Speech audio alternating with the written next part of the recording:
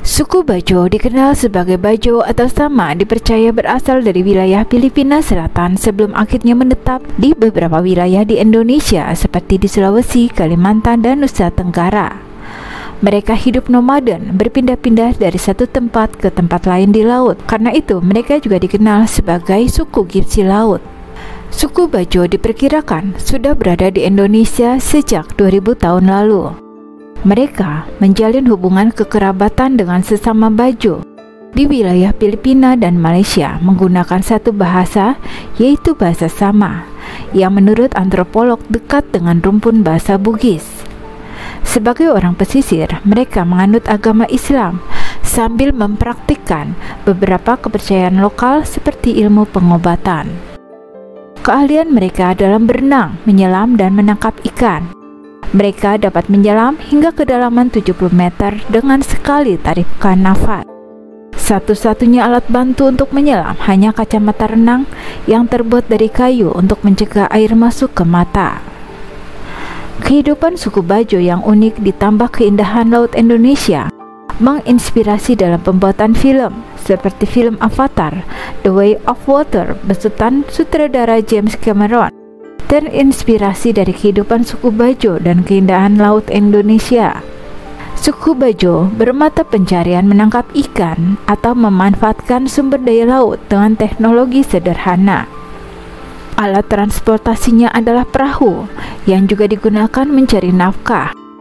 Kebanyakan suku Bajo bermata pencarian sebagai nelayan. Mereka mencari ikan dengan cara-cara tradisional seperti memancing, menggunakan kail, menjaring, dan juga memanah. Kemudian, hasil tangkapannya dijual kepada masyarakat di sekitar pesisir atau pulau terdekat. Selain mencari ikan, masyarakat suku Bajo juga belajar budidaya komoditas bahari lain seperti lobster, udang, dan ikan kerapu. Bagi suku Bajo, laut adalah kehidupan mereka. Bahkan beberapa di antara mereka merasa pusing kepala jika tidak mendengar gemuruh ombak. Ungkapan itu menandai mereka sulit berpisah dari laut. Mereka berprinsip bahwa pinde kulitang kadare, pone pinde sama kadare, yang berarti memindahkan orang Bajo ke darat sama halnya memindahkan penyu ke darat. Perkampungan suku Bajo umumnya berada di pesisir dan menjorok hingga perairan dangkal. Suku Bajo yang menghabiskan sebagian besar hidupnya di laut memiliki keterkaitan yang erat dengan aktivitas air, salah satunya menyelam. Aktivitas itu dilakukan oleh orang-orang suku Bajo sebagai mata pencarian mereka. Hal itu menyebabkan kemampuan suku Bajo dalam menyelam berada di atas manusia pada umumnya. Bahkan karena keseringan menyelam, menyebabkan kapasitas paru-paru orang-orang suku Bajo dapat menampung oksigen lebih banyak daripada orang pada umumnya. Sehingga orang-orang suku Bajo dapat menyelam lebih lama. Saat ini, banyak suku Bajo yang bersekolah hingga jenjang perguruan tinggi. Hal ini menandakan adanya kesadaran masyarakat suku Bajo akan pentingnya pendidikan. Suku Bajo tersebar di sejumlah wilayah baik di dalam maupun di luar negeri. Rumah suku Bajo berupa rumah panggung dengan tiang kayu, kain papan, beratapkan rumbia. Rumah itu terletak di pesisir laut dan sebagian menjorok ke laut. Pada perkembangannya, sebagian suku Bajo juga bertempat tinggal di darat. Lokasi yang dipilih adalah yang memenuhi persyaratan pemukiman, seperti tidak jauh dari sumber air bersih ataupun tidak jauh dari pemasaran hasil tangkapan. Saat ini, suku Bajo mulai memiliki rumah permanen dan meninggalkan tempat tinggal di atas laut. Kondisi ini mengubah dalam sisi budaya, komunikasi, dan bentuk-bentuk pergaulan yang semakin hari budaya Bajonya makin pudar. Mereka mulai terkontaminasi dengan kehidupan modern dan perkembangan zaman. Masyarakat Bajo juga memiliki alat hiburan elektronik seperti TV maupun handphone. Mata pencariannya pun mulai merambah ke sektor pertanian, meskipun tidak sepenuhnya meninggalkan sektor kelautan. Bajo adalah salah satu kelompok etnis minoritas yang terkena dampak dari pembangunan ekonomi dan perubahan lingkungan. Dalam beberapa dekade terakhir, jumlah Bajo yang tinggal di wilayah pesisir mengalami penurunan drastis akibat kerusakan lingkungan dan perubahan iklim yang mengakibatkan penurunan populasi ikan.